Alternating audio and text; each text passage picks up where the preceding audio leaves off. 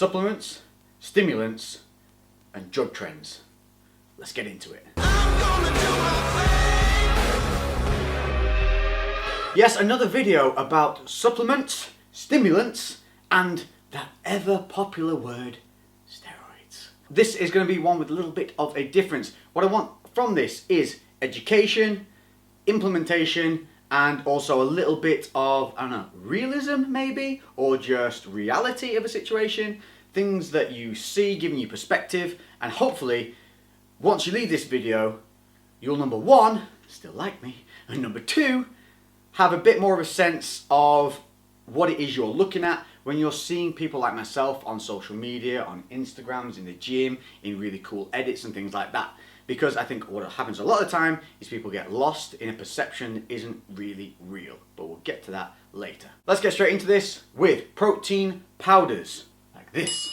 Protein powder is probably one of the most misunderstood products due to, I'm going to say, corporate advertising. When it first all came on the scene, we had that, sell tape bruh.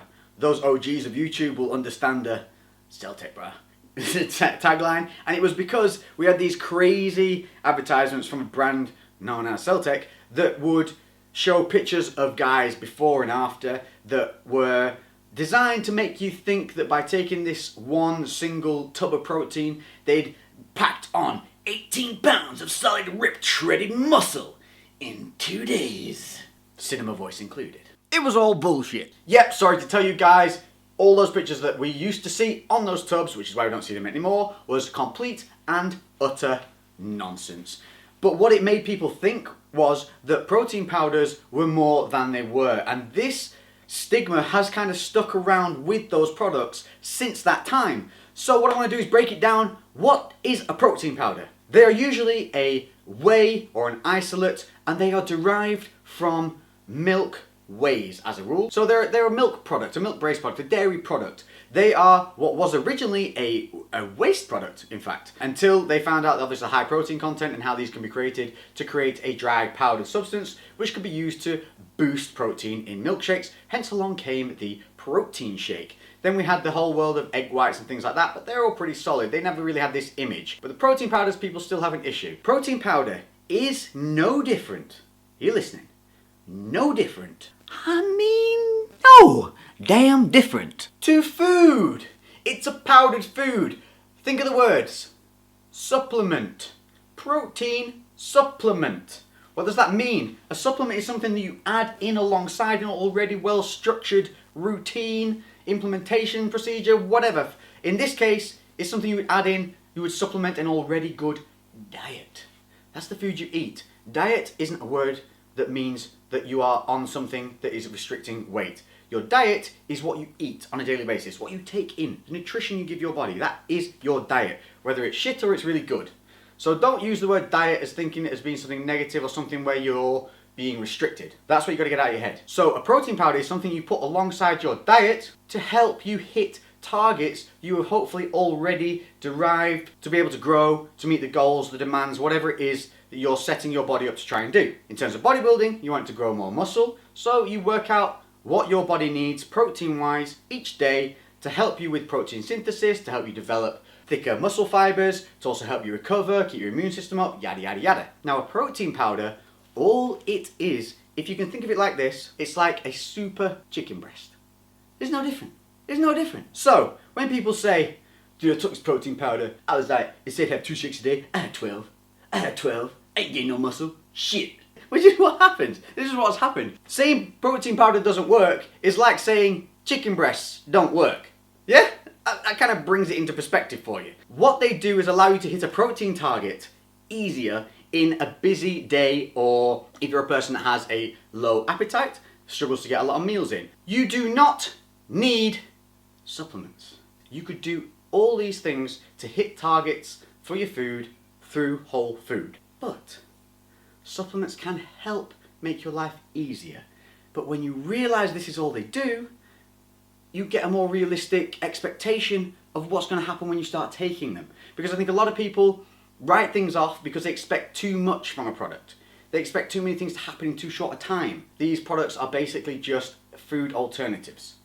Once you get that in your head, you'll be much happier. You'll also be able to bring these products into your life and use them regularly with much more success and much more realism in terms of what you expect to see over time. So the basics of a protein powder are, they allow you to hit a large target value of protein in a small volume. So if you want to hit 50 grams of protein through a protein powder, we're talking about 2 scoops of the powder. You put it in a drink, ends up like this big. The same to get that from a chicken breast or a beef or something like, you're looking more around about 180 to 200 grams of meat, which you have to cook and then you have to consume. So you can see how sometimes to replace a couple of those cooked meals and the time it takes to eat them, prepare them, etc. with a couple of shakes can make life easier, help you hit your targets more consistently rather than having to miss those meals. You also need to understand that more is not better. Putting in more protein shakes is basically like just chucking more chicken breasts in your food.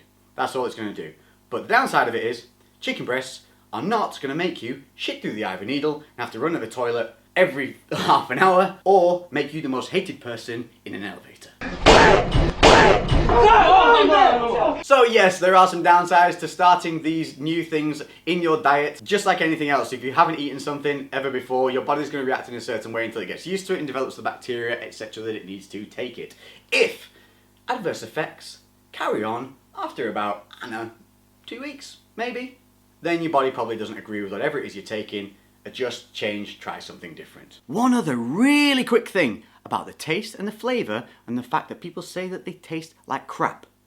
Let's just think about this. So we'll get those people that will not take a protein shake because they've had one before and it tasted like garbage. And there are shakes that taste like garbage. I have tried some stuff in my time that just was horrendous. I would rather have drunk toilet water because that's what it tasted like. Actually, no, I take that back. If it tastes like toilet water, I'm drinking the shake that tastes like toilet water rather than the toilet water. No. But we've come a long way in terms of flavour profiles, flavours that are available to you, plus everybody's palate is different. I really pick up on sweeteners in products very easily, so they leave a nasty aftertaste in my mouth. So a lot of products that some people think are absolutely gorgeous because to them they taste sweet and lovely, to me just leaves a chemical taste in my mouth. That's subjective, it's fine, they love it, I don't, I find something I do like. But here's the thing, if you're going to take a chicken breast, you're going to grill it, you're going to put no seasoning on it, you're going to put no sauces on it, you're just going to grill that chicken breast and then jerky away at it. It ain't going to taste good over time, is it? Protein powders are the same. If you want them to taste good, utilize them as a foundation for the shake. And then add extras in there to make it taste good. Add fruit, add different kinds of milk, add coconut milk, add coconut water, try different things. You cannot have something that is one flavour, twice a day, every day, for months and months and months, and then expect to enjoy it consistently as the first time that you took it. It's not going to happen. It's the same as if you ate the same meal every day, twice a day. You get sick of it. So here's my advice. Stick with the whey powder. Why? Because wheys are simplistic in what they are. They're high protein, they're low carb, and they're low fat. You can then add things into those to make it taste good and utilise some of your allowances for the day in what you want to put into your shake. It gives you control. If you buy something that's a meal replacement, that is going to have carbs and fats already in it that you cannot remove, so it limits your ability to use that product. It's less versatile. Real fast one, muscle builders. Any protein shake that claims to be a muscle building, mass gainer, super stack, muscle ripped, shredded freak builder, it's just a protein powder with added carbs and added fats in terms of probably an added maltodextrin in there, some kind of waxy maize, MCT oils will usually be in there as well. Which are by no means a bad thing, they're pretty cool ingredients, but again, it's that misnomer of looking at the title and believing what it says on the tin. A mass gainer muscle builder is no different to you having a balanced, high carb, moderate fat, high protein meal. Now I haven't got time to cover every single supplement in the world in this video, otherwise we'll be here for about 4 hours. So the other basics I'm going to cover are going to be creatine and pre-workouts.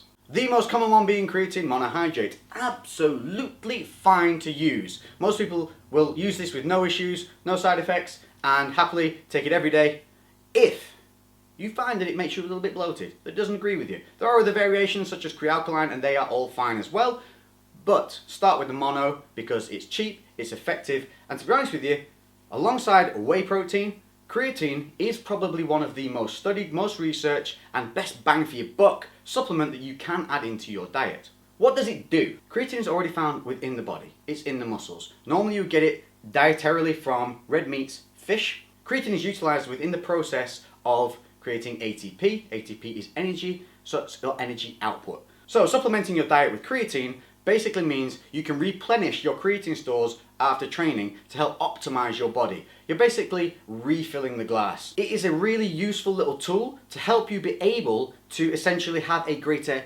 working output in your training sessions. The big misconception with creatine was, number one, that you had to load it over the starting phases of putting it into your body. This is nonsense. You do not need to do it. The dosage for creatine is 5 grams a day. That is fine, unless you're an absolute mammoth of a human being, in which case, you probably don't need to listen to this video, but you could probably up that 5 grams to probably around about 8 if you are smaller, like a little lady, but buff and want to use creatine. Go for 3. See how that feels. You can always add more, but I think you'd be good between 3 to 5 grams. Who should be using creatine and when? A common one that you guys are consistently messaging me about, especially young guys around about that 15, 16-year-old, asking me should they start using creatine. Again, it is not going to pile on loads of muscle mass as old adverts have suggested it's going to do. Obviously, if you can recover faster, your output in the gym each day should be a little higher, which in turn could lead to more gains. That makes sense. So in essence, they're not really lying when they say it can create gains, but it's still about what you put in the gym as to what you're going to get out. This just helps you recover a little bit faster. At 16, 17, I'd say you don't need it. Your body is a fucking machine at that age. It's just turning over. Balanced diet, enjoy your training, you'll be fine. Don't take it. After 18 through into the 20s, that's when you can start maybe putting creatine in there just to add it in. Your body will probably utilize it a little bit better. In terms of hormonal balance, now a lot of people will say, creatine affects the hormones. Creatine's a drug, not natural. Okay, let's break it down real fast and real simple. You have anabolic and androtestosterone in your body. They exist all the time naturally in there. The two different types of testosterone. This is a real simplistic look at it. When you take creatine, it has been found to elevate the andro side of your testosterone balance. But it does not elevate it outside of normal levels. So you are still in exactly the same hormonal level as you were previously to taking the creatine. So in terms of hormonal benefit, there's nothing. It's not going to affect you in that way. But you do need to be aware that it can cause this raise in androtestosterone because if you suffer from anything to do with like oily skin or acne or spots and things like that, it could possibly have an effect on things like acne. So trial it for a short term. If for any reason your skin worsens or anything adverse happens, cut it out. Stop using it. You do not need it. It's just a nice little benefit if you can put it in there, and it is a good bang for buck supplement. When's best to take your creatine? Here's the big thing, it doesn't really matter. Creatine doesn't work instantly. It's not like caffeine where you take it, you get hit, you go, wah, and then you go and do something. Creatine builds up in your system over time. It's an accumulative effect, it's not acute. But if you're weighing yourself and you're being very stringent and you need to be a certain weight for a certain something, try and take it at the same time every day. Consistency with anything is going to be key. It's going to be better for you. If you want to be really kind of anal about it, he said anal, then post-workout would be the best time that I can suggest to take it. Your body is smarter than you are. It will deal with it. It will take up what it needs when it needs it. So 5 grams a day, each day, consistent time if you really want to be picky post-workout. Pre-workouts. Okay, these are an absolute luxury to your diet. They really don't play too much of a part in terms of your lean mass, fat burning capabilities, dietary-wise. But they certainly have their place. They can help with blood flow, they can help with stimulation in terms of waking you up, helping your muscle fibers get a little bit twitchier, and they can help you push through hard workouts when you need them. Here's the thing with a pre-workout. Don't expect to take a pre-workout, turn into the Jackal or Hyde. Who's the big one? Jackal or Hyde? Don't expect to turn into Hyde. Pre-workout. It doesn't work like that, guys. Fundamentals of pre-workouts is they should have a good breakdown in terms of energy release, so stimulant. There should be like a caffeine anhydrous in there, which is like a steady release caffeine that shouldn't let you crash, it shouldn't make you feel jittery. They should also increase blood flow, have some added benefits in there, things like beta-alanine, which over time can help build stamina. Over time, not when you take it straight away. Creatine malate, which is great for the pump, I believe. I don't fucking know. It is more for the pump, but another nice little ingredient, but you might not see it in some because it does have a tendency to clump. You don't feel like you have to know everything and be a walking encyclopedia. Just learn as you go. If you don't know something, look it up. L-arginine, that's directly for the pump, so that's one that you should see in every single one, unless you are using a pre-workout for something that is much more high intensity, volume, speed related. In that kind of situation, you do not want a pump. Pumps are going to hinder you. So adapt the pre-workout you're taking to the style of training that you want, or use a different pre-workout on different days for different styles of training. For your weightlifting and things like that, you want the arginine in there for the pump because you're going to have long rest periods. You also want that vasodilation. You want that kind of nitrogen retention. When you're doing HIIT work, when you're doing functional work, you don't want that in there. It's going to hinder you. It could even cause you to get what they call like back pumps or over pumps and cramping. So you want to avoid that, and you want to go more for something that gives you focus, drive and energy. So again, it's just looking at your ingredient profiles, being aware of what it is you're ordering, and being realistic in the expectations of what it's going to provide for you. Do not get in the habit of using pre-workouts every single session, because what it's going to do is going to mentally make you reliant on them. Then when you don't have it or you run out, you're going to feel like you're going to have a shitty workout, when chances are you absolutely are not. You could go in there and kick ass, but if you walk through those doors with a negative mentality, then I promise you it'll translate over into the training. You can hear a pin drop, because I'm going to mention the D word. I ain't talking about dick. I'm talking about drugs. I'm talking about the fact that people in society want the D. And again, it ain't dick, it's drugs. In all seriousness though, I am talking about a legitimate problem that we are seeing coming through because of the rise of social media, because of the rise of all these kind of super fit guys that you're seeing on there, putting up these pictures, putting up these videos of them at their best, at their peak. You have to remember this. It's when they're looking their absolute best, but people are taking these images and taking these situations of being what these guys look like all the time. People like myself, this is me now. This is me kind of pumped. I've done a hell of a workout today. I'm actually a little depleted, if anything. But you go and look at my Instagram pictures of me mid-workout, doing a pose that I know benefits the way I look, doing something that I know is going to look good, taking that photo 10 times until I get the one that I like. That's Insta-Lex. It is real life Lex. It is how I look at my best in the gym when I'm in mid-flow of a workout, the blood's pumping, nitrogen retention's at its max, everything looks good, and it favours whatever it is I'm training that day, the picture that I take. So that is me at that moment in time, but it's not how I am all the time. Does that make sense? I just want to get this across to you that when you look at an image, be inspired by it, be driven by it, but don't then measure yourself against it because you don't look like that at the moment you're looking at the picture, or you don't look like that when you're in the gym right now. I've been doing this shit 15 years. I know what I'm doing. I've been very scientific with my approach to it. I'm very committed. I understand a lot of things in terms of how my body works, what works with my body. I've done a lot of different types of sports all the way through my life. This is what I've been good at. I have the attention span of a Cocker Spaniel. That's what I'm not good at. This is the shit that I'm good at. And just because you're not great at it right now, or you're measuring yourself against something that isn't real, you just have to reel yourself back in and realize where you're at right now and how far you've already come. I have guys talking to me, messaging me every single day about how they've been in the gym this amount of time and they're not seeing the results that they want to see. And then they're asking about supplements, or dude, there's this guy on my gym, he started taking this and he's grown this much in this time. These gym idiots, and that's what they are. If they're taking drugs to simply look good in front of a mirror at a freaking gym, their priorities are fucked. There's no other word for it. It's unhealthy. It's a negative attitude to have towards training, because those guys, I promise you now, I see them all the time, they're going to become dependent on it. They're going to feel like shit when they're off it. And they're not going to stay consistent and looking good all year round. I promise you now, think of somebody that you've seen in there that looked great at one stage and suddenly dropped off the face of the earth, disappeared, and now looks nothing like they used to. They're the guys that are looking for shortcuts. There are no shortcuts that are healthy, that are sane, that are intelligent. They're just not. Now, we all know the Olympians, the guys who train at that elite level.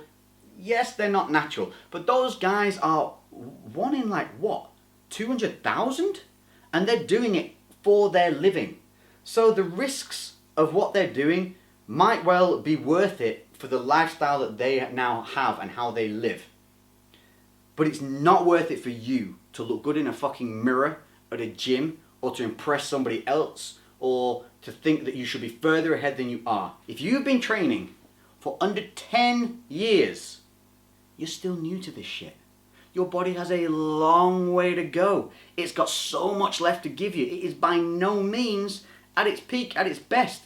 There is an immense amount of improvement that you can make, but it takes a long, long time. There's no bullshit to that. That is the reality of it. If you put the time in, create the results, they will stay with you because they're real.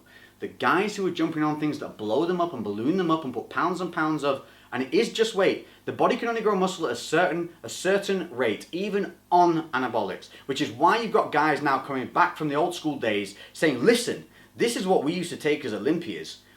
You guys are taking 3 times the amount. And we're talking about the 19, 20-year-old guy in the gym that's piling himself full of stuff for God knows whatever reason, that these, to the point where it's become such a problem that guys from the old school days are coming out and revealing what they were doing just to show these younger guys that, look, we were on stage at 235 pounds shredded and we were doing a third of what you're doing. And that should give you a fucking inkling as to how crazy these people are. So just pull it back. Realize what you're looking at when you see a picture. Come and see people in real life. I can't stress enough how good that is because it puts things in perspective. That I think a lot of people see other guys as superhuman in the way they look and how they are, and it's because, look, I have really nice proportions that make me look much bigger than I am. And I know this. I work with them. I'm happy about it. I don't want to be some big ass bulldog guy that doesn't fit in a suit without looking like some kind of doorman or barn door. You know, I don't want a 17-inch neck like Kurt Angle that makes me look like some kind of chipolata sausage everywhere I go. I want to be able to put normal clothes on, and I want to be able to look fashionable. I want to be able to look slick. I want to be able to walk into a normal high street store and find something that fits me. Now, if you don't want that and you want to be the sidewalk cracking motherfucker who lifts crazy ass weights, that's all cool. That's fine. But again, you got to take the time, put in the effort, create the growth, create the size to get that look. Regardless of whether you want to be the powerlifter, the big ass guy, or the lean shredded dude. It's all the same fundamental process of diet, training, consistency, and time. I'm going to keep saying it over and over again because I want you guys to realize that. So remember, when you see me on Instagram, when you see me mid-training session, that's Insta Lex, that's best Lex, that's tip-top Lex. This is normal Lex. You know what I mean? I walk around, I look good, that's my goal. I want to look good, I want to look healthy, I want to look athletic. I want to look like I lift, I want to look like I do something. I don't want to look like the average guy, and I don't think I do. But I also don't look like that crazy ass motherfucker that you see sometimes on Instagram or in mid-training sessions that's got the laser focus of Superman and just plowing through with veins everywhere. They go down. The pump leaves. We're left still looking pretty damn good, and you should be pretty damn proud of yourself that you step through those gym doors every week and put in the effort, put in the time, and put in the work. Just make sure that you're utilising that time, make sure you understand the supplements that you're using, and please, just keep pushing forward. Try and better yourself. Let the ego go at the door. Positively critique yourself, ask other people to come and watch you, take advice from those that you look up to, and you'll get where you want to get. Just take the time. I think that's everything from now. I hope this video has kind of set you a little bit more on track, giving you a bit of a little bit of a wake-up call that we all need every now and again, just to keep us focused and keep us real, baby. Don't know why I said baby, don't know why I did that. Can I get away with that? Am I too white for that? I'm not even white, I'm a mongrel, which is why I can say things like that. On that note, before we start getting all the keyboard rappers coming in, make sure that you hit that notification bell below if you haven't already. And I will see you guys in the next one. Lex out. I've been away.